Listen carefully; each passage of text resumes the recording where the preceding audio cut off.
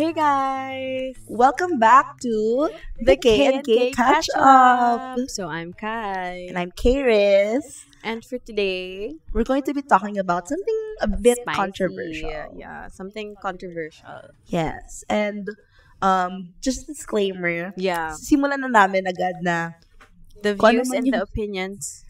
kung ano yung magiging opinions namin. It's not Does a not representation reflect, of yeah. any institution or organization that we're affiliated of. This is all our own personal views. Yeah. And don't come at us because we did our Yes. research.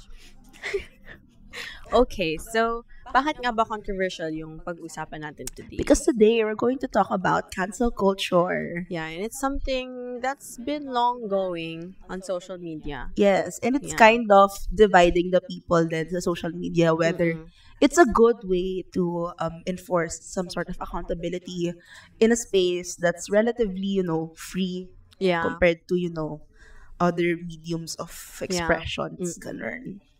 So, yeah. So, and then, actually, yung cancel culture, it's, yun nga, just like I said earlier, it's been long running on social media. And it's something na I think not of us really know about. Or not a lot of people may know about. But it's there. It's there. And it's really rampant nowadays. So, but before we talk about what cancel culture is all about, let me ask you, Kai, have you ever, have gotten scared of getting canceled throughout your, social media career? Yeah. Given na, 3 episodes pa lang.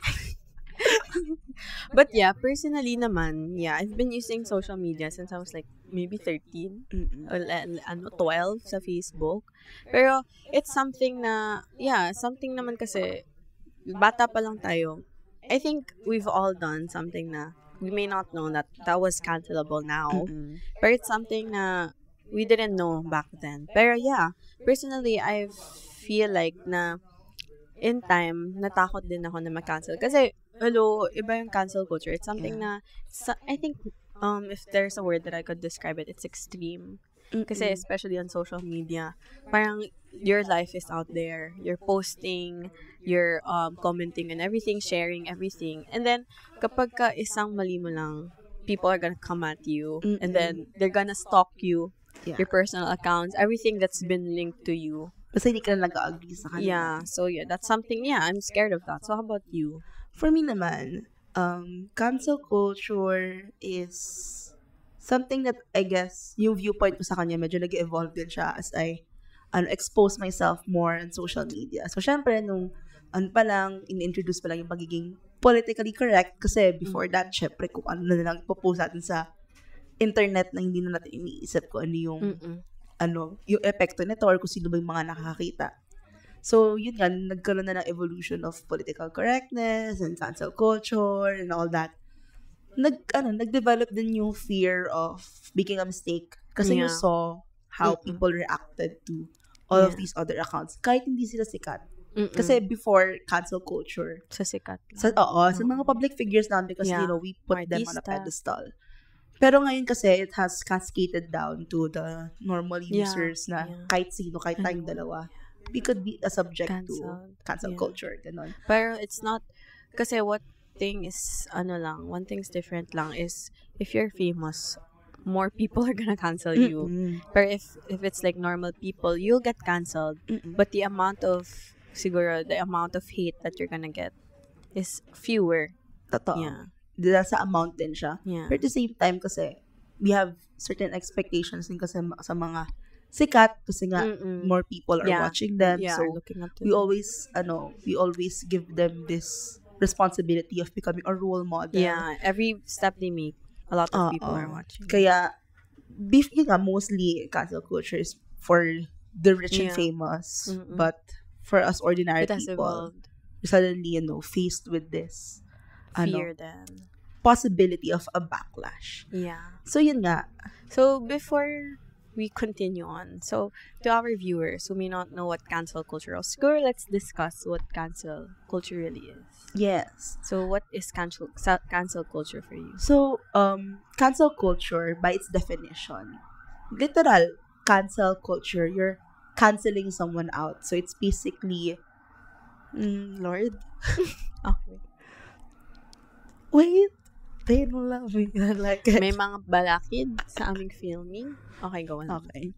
So, yun nga. What is cancel culture for you? So cancel culture is a form of doxing. So it's a way to enforce a certain level of accountability, and it's done through mostly public shaming. Mm-mm. So cancel culture has its different forms before the internet.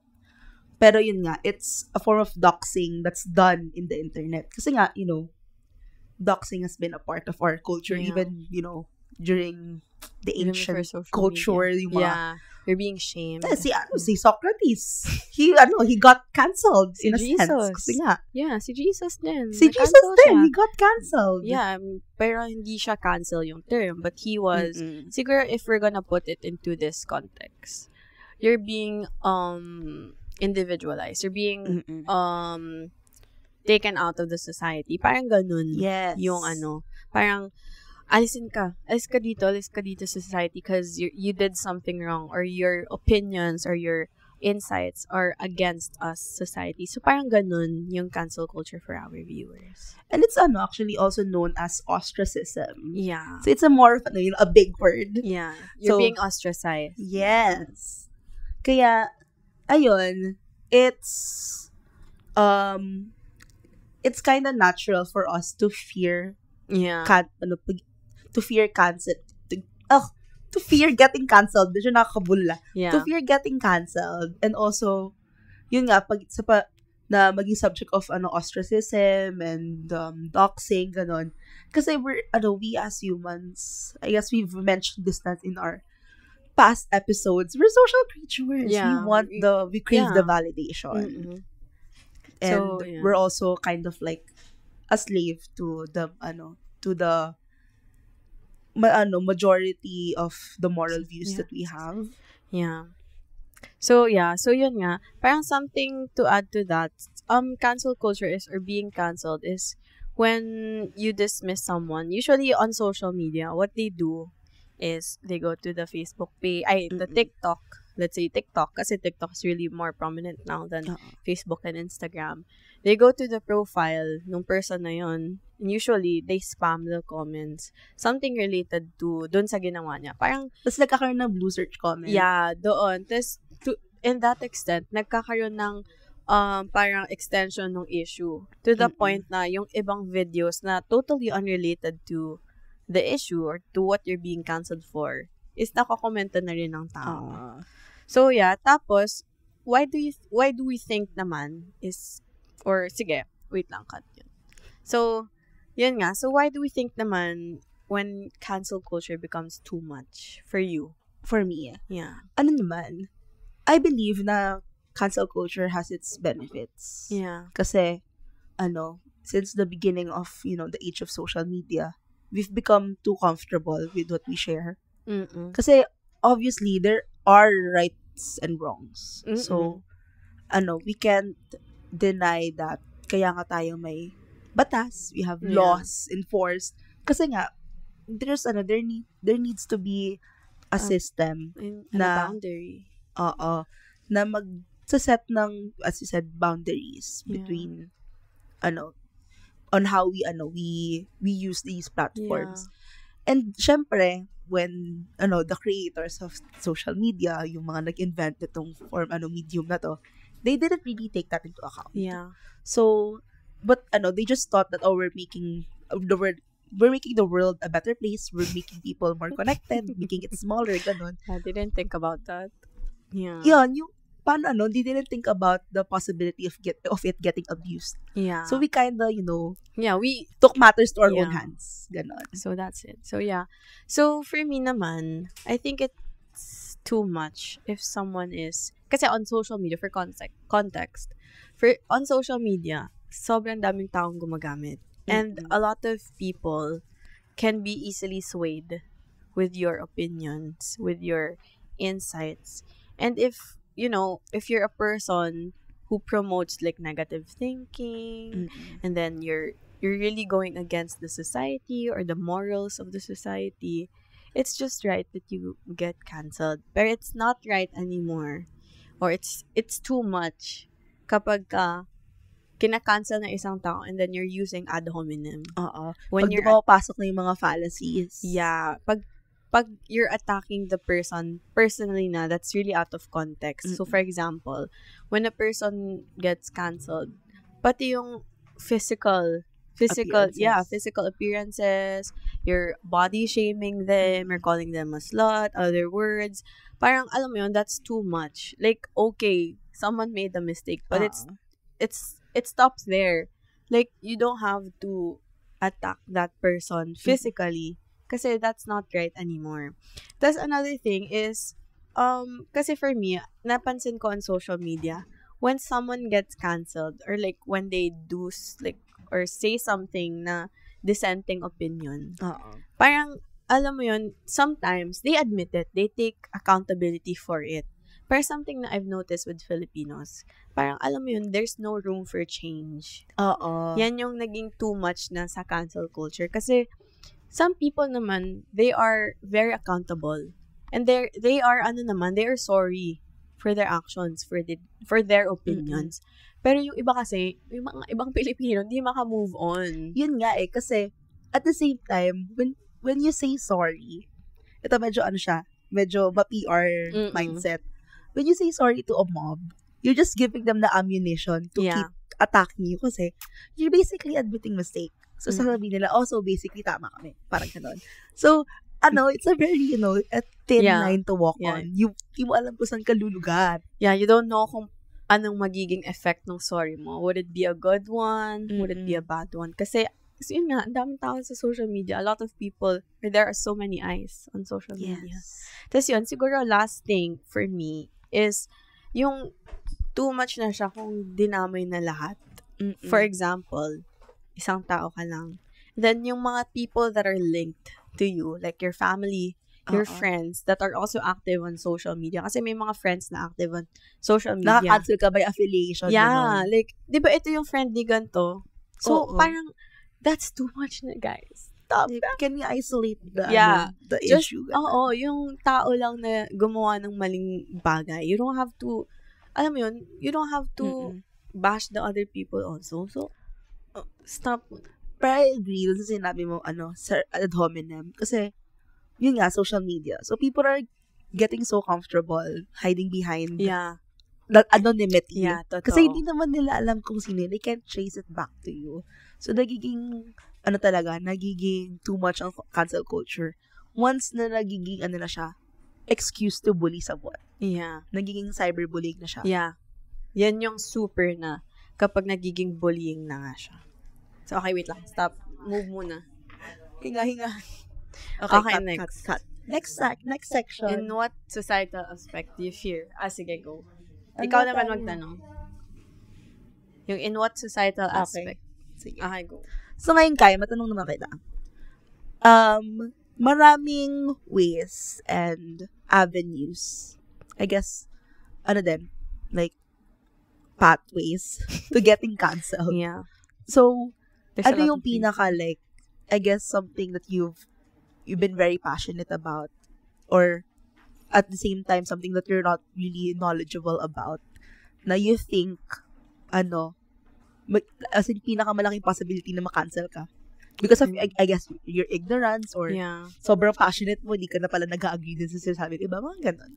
For me, I think is something na, if nag-a-align sa question mo, or something na I'm afraid of being canceled for, or parang siguro, something na ayoko nakikita sa social media, ganon, is kapag ka kina-cancel ka just because you're part of the LGBT community. So, like, alam mo yun, just kasi Philippines, syempre maraming homophobic. Because culturally, it's the majority viewpoint. Yeah, kasi we are a very conservative country. So, a lot of people are really against that community. Ako, I'm very close to that community. So, like, alam mo yun, some people are just using it as an excuse to cancel someone. No, or I guess we're using canceling to promote hate. Yeah, so, parang alam mo yun, just because, okay, for example, you did something wrong, and then you're part of the LGBT community, and something that I really, really, really hate or despise talaga is when you did something, and then parang ina-associate ka na sa buong community. Wait. Parang hindi ako nagre-record. Ayan, nagre-record. Okay, na. nagre-record pala ako. Okay. Ayan, so yun nga. Balik mo na sa ano mo. Sorry, might be. Parang naiba yung tanong mo, B. Hindi na iba yung tanong ko. Tama ba yung sagot ko? Oo, tama naman. Okay, ulit. Tanong mo nga ulit. Feeling kong nag-flop ako sa tanong. Ay, Okay, sa sagot. sige. So, Kai. So, cut. Okay, ito na, real. So, Kai, matanong kita. In what, societal aspect? Kasi syempre, there's a lot of, topics and communities out there. So, the more there are, subtopics, subcultures, the more chances na makakancel ka. Kasi nga, communities yan eh. Yeah. Hindi, malaki yung possibility na hindi naman sa lahat ng community na yon is I guess, inline yung viewpoints mo sa kanila. So, in what societal aspect do you most fear of getting cancelled or ma-isolate ka sa certain community na to, gano'n? For me, I think, kasi I'm very close to this community. Siguro the LGBT community. Mm-mm. Na, kasi I've seen on social media na when you're part of the LGBT community, when you do something, like one mistake, ina-associate na sa buong, gine-generalize na sa LGBT community. So, for example, I did cheat sa exam. Kasi, part ka na parang fallacy. Kasi, strawman ba yun? Basta may fallacy. Getting something specific and then you're generalizing. Specific to general. So, I did something wrong. And then you're gonna say, kasi ganyan, part ka na LGBT, kaya ganyan ka eh. So, parang, i-cancel na kita kasi part ka ng LGBT. Kasi, in the Philippines, since we are a very conservative country, we cannot deny the fact naman na meron pa rin mga homophobic out they're there. using cancel culture to promote the hate. Yeah. Yun nga, exactly. They're using cancel culture para to bash someone from the LGBT community. So, that's on me. That's for me pala. So, ano naman yung something? Ako naman, not specifically sa isang community or yun nga yung fear na ma-worsen yung reputation ng isang bagay. But it's a societal aspect that I think it has such a huge gray area na hindi mo alam kung saan kalulugar, which is cultural appropriation. Yeah. And actually,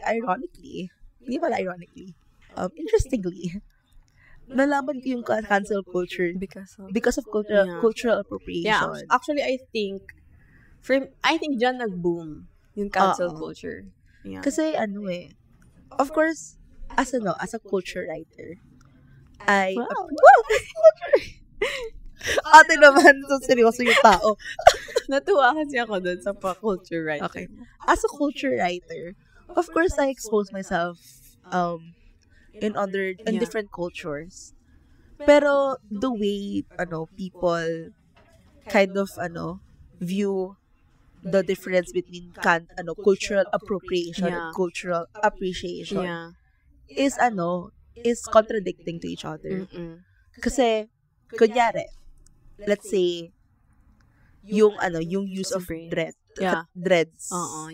So people will say now you're cultural appropriating. Yeah. Siguro kasi again it has its dark history ganon. Pero at the same time, how can you promote and I guess remind people that this is an actual culture. Yeah. Like something that actually happened in our history. Yeah. If you're not going to, I guess, promote it and educate people about it, kung parang simpleng paggamit lang you're gonna cancel them agad. Yeah. Instead of, creating this avenue to educate them on what its history is about, ganon. Tapos ito, sa Baguio. Di ba pag pupunta ka ng Baguio, pinasuot ka ng mga Ifugao costume? Yeah, oo. Of course, yung mga ganon, galing yun mismo sa mga Ifugao. So it's like, it's appreciation, pero some people would say na appropriation yun kasi bakit mo susuotin yun, hindi ka naman part nung Ifugao community. ng community nila or ng mga indigenous people. Or tas minsan, they'll mistake it as parang mocking ganon, kahit hindi naman talaga siya mocking. Yeah. Ayun, it's a difficult societal aspect to navigate around. Yeah. And It's talagang I think there's a blur Oo, Sometimes talagang it's kailangan mo hard. talaga i-educate yung sarili Yeah. mo. Pero kasi, with cancel culture, how can you, start educating yourself if instead of people explaining to you what you did, what you did wrong. They're gonna cancel you agad. Oo, so anong, That's really like, hard. hindi lang naging productive yung naging Yeah. conversation yun, di ba? Mm-mm. So, lalo nang nagiging mahirap i-navigate yung cultural appropriation And and cultural appreciation. Yeah, so let's go on naman sa specific context. Let's go Yes. local. Let's give specific examples. So, eto I would say medyo recent. Pero at the same time, hindi rin siya mako-consider as cancel culture. Yeah. Medyo na-dox lang yung person. Ganun. Yeah, parang Na-ostracize. yeah. So, yun yung issue ni Jen Baragan. And Yes. sa Guts, no? Sa Guts concert. yung Sa, I think, Singapore. Singapore ba? Hindi, dito yun. Sa Philippines ba yun? Oo. So, ayun nga, I would say, I think, she was, parang, I don't know, what's your thoughts on that ba? My thoughts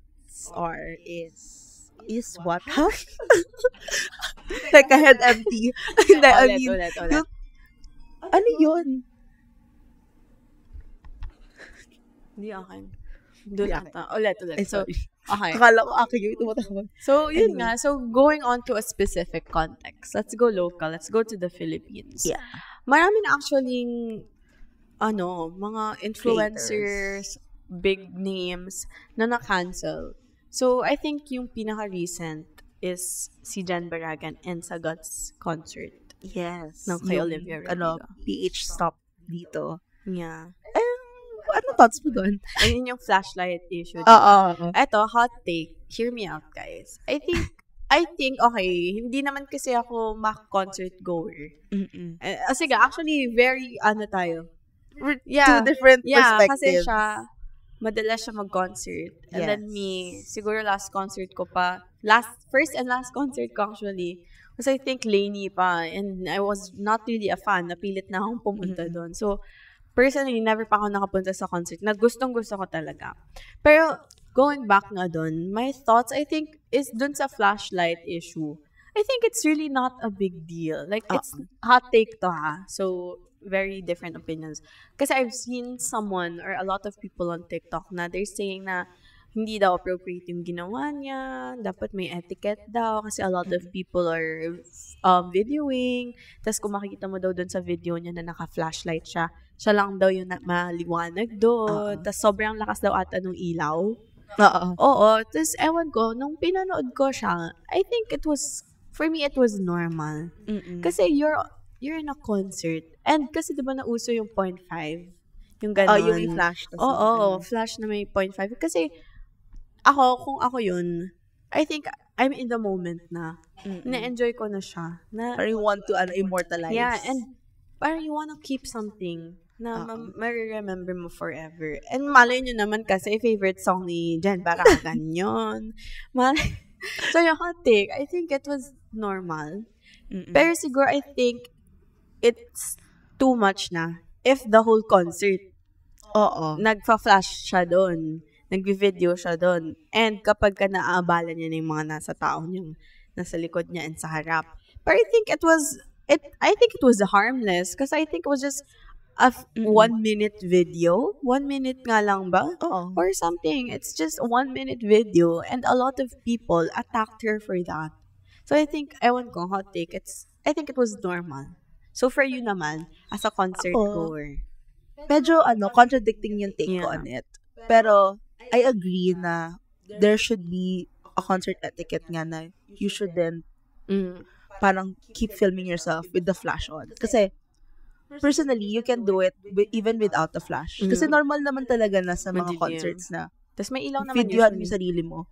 Pero for me, as a person na nandun din sa Guts Tour, na same day ba kayo? isang day lang yung So, malay nyo, magkita mo pala kami siya. sa nilaki-laki ng Philippine Arena. Ano siya?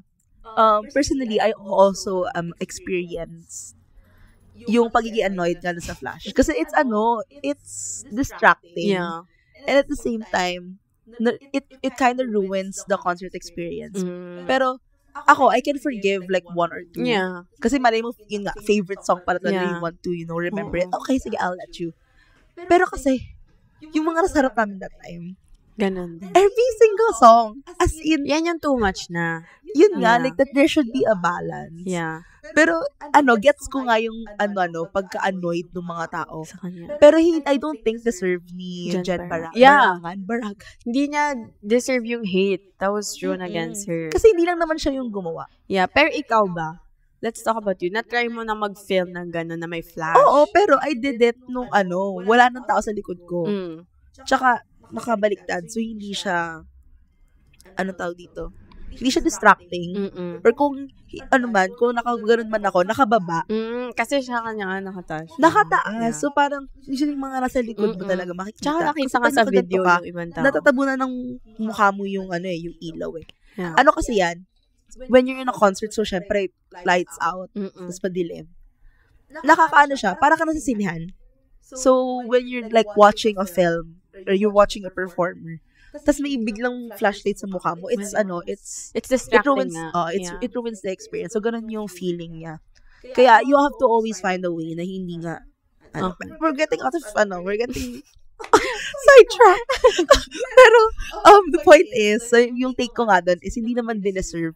Yeah. Hindi deserve na si Jen Barangan yung parang naging patron saint Yeah. ng mga gumagawa Oo, nun. Kasi, nakita ko nga yan. naman, tawag dito, masyadong na-direct yung hate sa kanya. Yeah. And I saw like a video, I don't remember na from who, na kaya daw ganun yung hate against her. It's because she's Jen Barangan. Exactly. Yeah. The medium is the message. It depends on the person. Siguro, Yeah. I mean, ang dami rin namang video sa TikTok na lumalabas na ganun yung videos nila.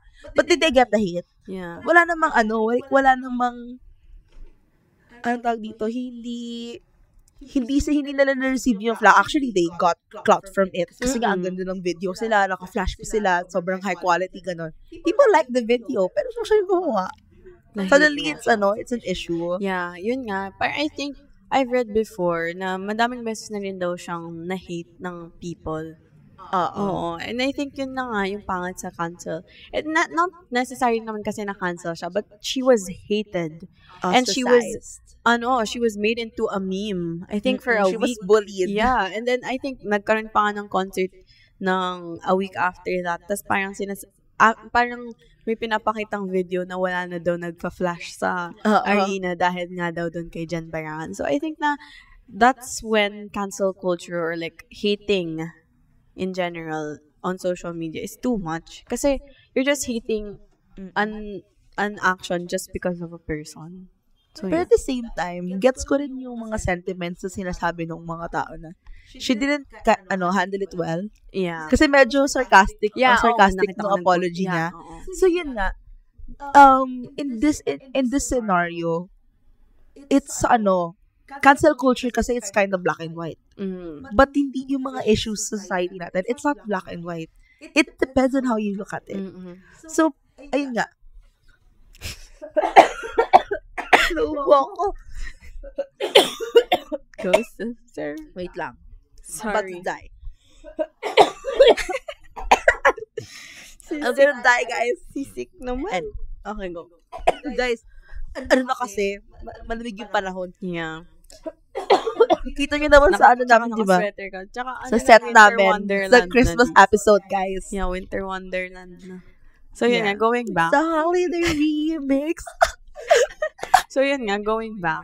Ayan, as I was saying, ayun nga, we're having this discussion kasi we've established na cancel culture is not the best way to promote discussions.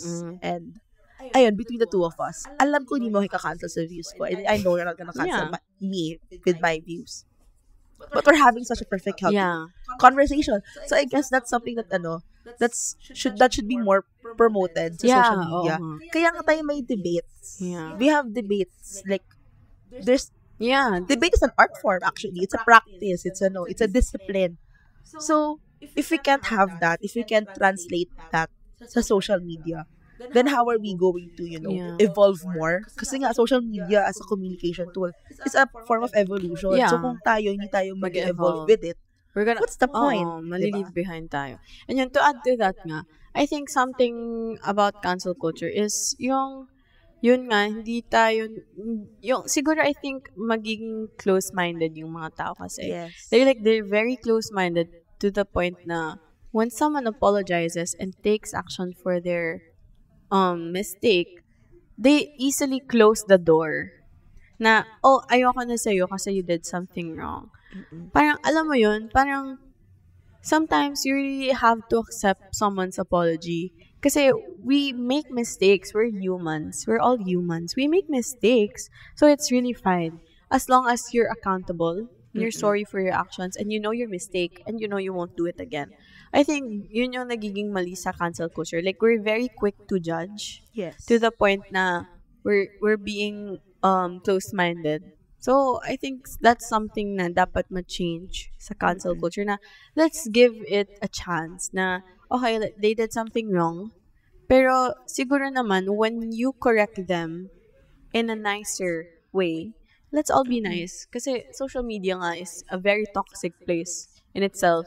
And when people themselves are toxic, what more ang mangyayari sa environment natin? So, it's really easy to call out someone naman. Comment ka lang ng something, hey, I think this action is really parang That I don't agree dissenting. with this. Yeah, this ganon. is Because of this, that, ganyan. yeah, ganyan. I think It's up to the person if they want to, to conform yeah. or agree with your sentiment. Yeah, ano naman yun. It's really easy to do that. It doesn't have to end up or parang you don't have to parang ay, mali siya. Cancel na natin siya. Oo. It's not something Wag like na natin, wag natin bigyan ng platform yan kasi mali siya. yeah, Ganon. oo yun. So, speaking of being toxic nga sa social media, my question for you is, sa tingin mo, paano na siya nagiging toxic yung cancel culture sa social media? Cancel culture, reaches its toxicity when it's in its, extremist form na we've developed this mentality na mag-conform na lang tayo na mag-conform sa gugustuhin ng ibang tao. Yeah. And tawag dito, I don't think cancel culture has like one naubunan mo.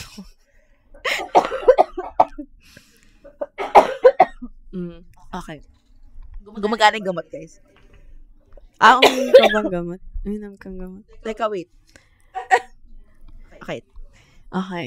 Cut. Going back. So I think cancel culture doesn't have like one form of toxicity. I think it reaches a form of toxicity if nararamdaman na natin yung parang long-term effects niya, which is promoting this fear of conformity to the point na, as I've mentioned earlier, we're failing to evolve. Hindi na tayo nakakapag-form ng new ideas kasi we keep shutting down Yeah. people who have different views with you. Wait nga lang. Parang hindi siya. I had a God. I had a thought na hindi siya nag-film. Na nag-film yan. Yeah. Kinabahan. Okay, then. Okay, yun nga. Ulitin ko ba or okay na yun? At saka nag-end? Hindi, yung sentiments ko na yun kasi pwede na i-cut. Sige, cut mo na. Ako na. Ikaw pa. Okay, wait, sabi pa ako. Okay. So, ayun, cancel culture is a culture that in itself, like inherently, is toxic. I can't give you like a certain scenario where toxic siya, or a certain scenario din na maganda rin siya. Kasi, tawag dito, even if we use it as a form of, naubo na naman ako. Ate, gusto mo ba water? Sige, kuha mo tayo water. Water. Let's take a break. Popos? Take a break! Ipopos to? Hindi ko na stop yung recording. Okay. Kakanta muna ako dito. Okay. Ano ba maganda? Birds of a feather, we just stick together. I know I said I never think I wasn't better alone. Can't change the weather, might not be forever. It's even better. And I don't know what. Siguro ginajudge na ako na yung kasi naman mag-edit na ito. Mag-ASMR naman pa.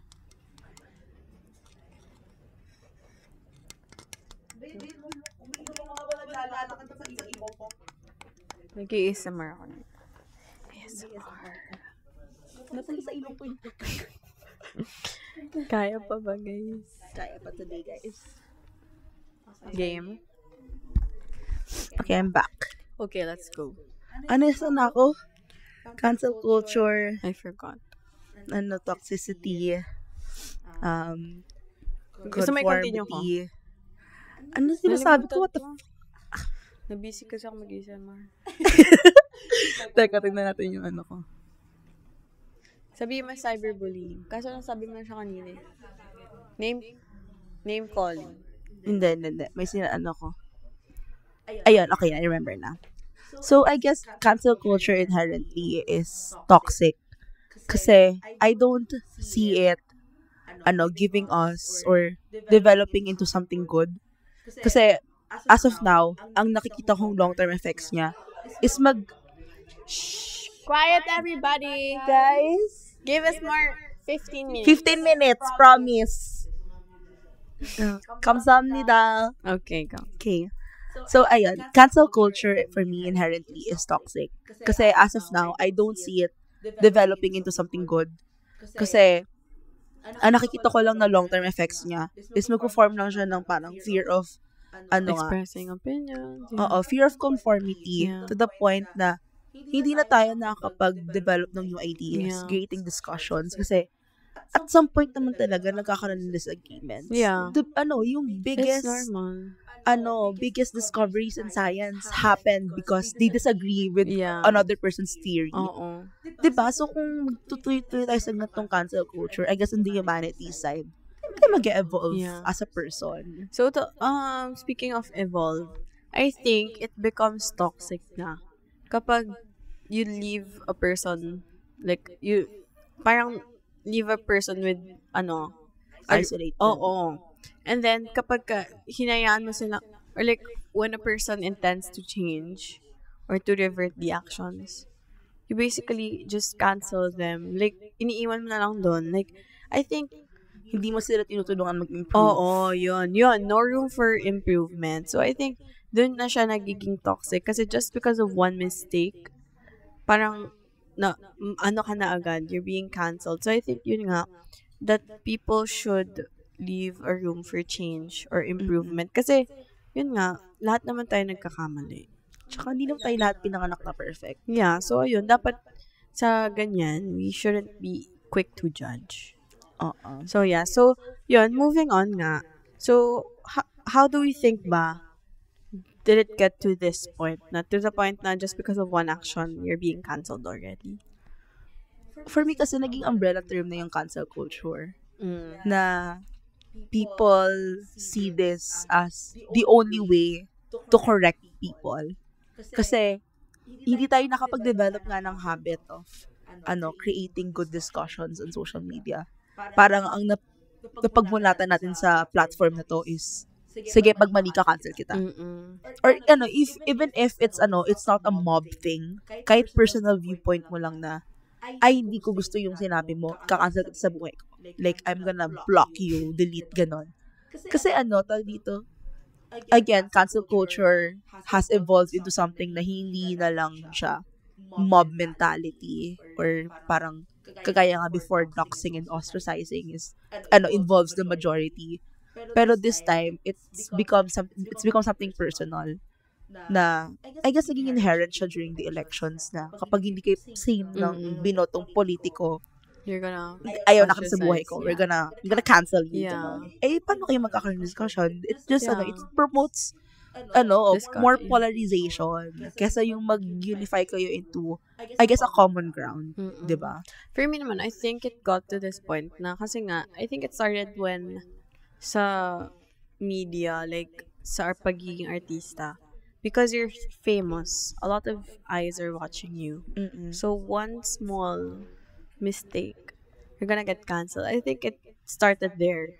And then I think it got to a point na extreme is because on social media, parang it's a term parang woke. Like, pa-woke ka, ganun. Parang you want to prove something na, I know this is wrong, I must cancel you. Parang may urge ka na, you're wrong. Oo. I'll cancel you. Parang ganun. I think it got to that extreme na nga. So, yeah. Pero if you're also going to look at it in a different viewpoint, na paano kung ikaw naman yung makakancel, ano din, kaya from the, full circle moment na, yun nga, nagkakaroon tayo ng fear of, just not saying anything. Yeah. Kasi You're nga, afraid to step up. oo, kasi, alam mo na ganun yung magiging reaction ng mga tao. So, nagkakaroon ng fear-mongering, even if hindi siya yung intention ng tao. Sadyang nag-develop na lang natin yung inherent meaning. Kasi nga, even if we say to ourselves that we're not perfect, if parang na-implant na sa utak natin na we have to keep a perfect image, we're gonna have to conform to that. Yeah, and what would the world keep up look like ganon. kapag ganon? So, yun nga. So, moving to our last part. Yes. So, as a conclusion, what do we think ba? Is cancel culture good? Or is cancel culture bad? Naubod. Sige. Ako na mag-start. So, Wait lang. yan nga. Sige, ako mag-start. Sige. Magandang cut na yun. Go. For me, cancel culture, I guess, to reiterate my sentiments earlier, is has more cons than Yeah. pros. Kasi, Totoo. if we're going, pag dilista mo yung mga cons, ang dami niyang, Yeah. tawag dito, parang long-term effects sa tao, individually, Personally. and also Yeah. as a community. Mm-mm. And pag tinignan mo naman yung pros, ang pros lang is, you've created a legal system Yeah, on and- how to keep people accountable. And ganun. siguro letting people know that they're wrong, or like letting people know na yun yung mistake nila. Siguro that's Oo. something good about cancel culture. You're making people aware na Yes, you actually. did something wrong. Oo. Pero, again, hindi applicable ang cancel culture sa lahat ng Yeah, scenarios. oo. There are times that it's used for good. Of course, the Me Too movement. Yeah. That's used for good kasi a lot of people stepped up kasi suddenly the victims became the majority. Mm-mm. Kesa yung pagiging minority nila. Kaya that in those scenarios, cancel culture could be a good thing. Mm-mm. Pero again, Mas- it's not if you're applicable gonna weigh to the it- smaller discussions. If you're gonna weigh it, I think mas mag-weigh ang cons na it's something bad for the community. Personally, I think it's something bad for the community kasi it makes the environment full of hate Yes. instead of letting each other learn. Parang, alam mo yun, dapat tayo na lang nandito sa mundo. So, let's help each other out. So, I Yeah. think na parang cancel culture shouldn't be the first thing on our list when we see someone make a mistake. I think dapat inuuna nating isipin na we have to help that person know that they're wrong and that let's help them correct that mistake and let's Yes. educate them.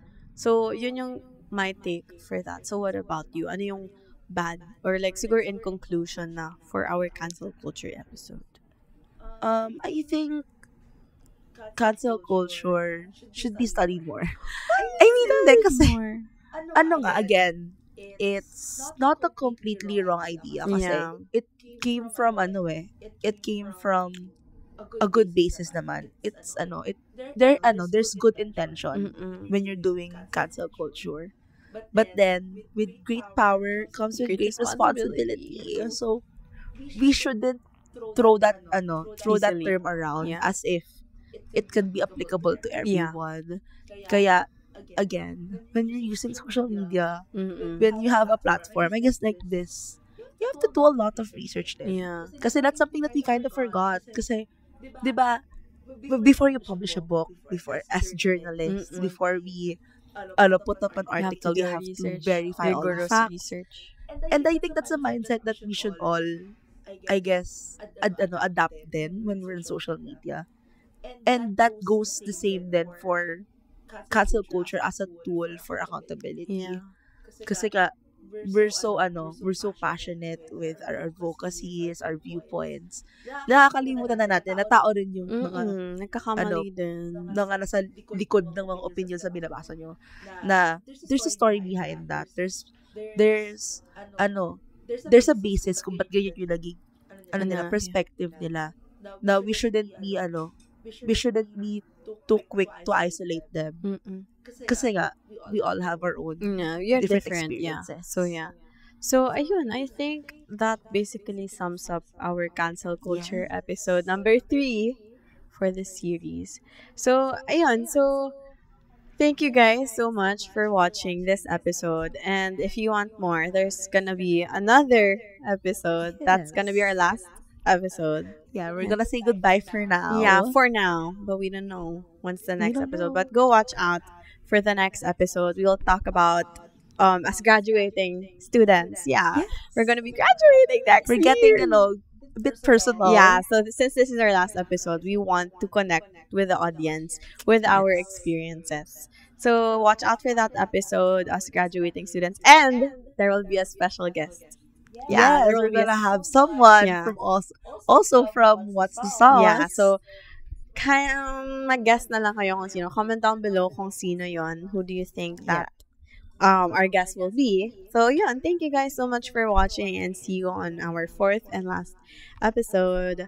Bye guys.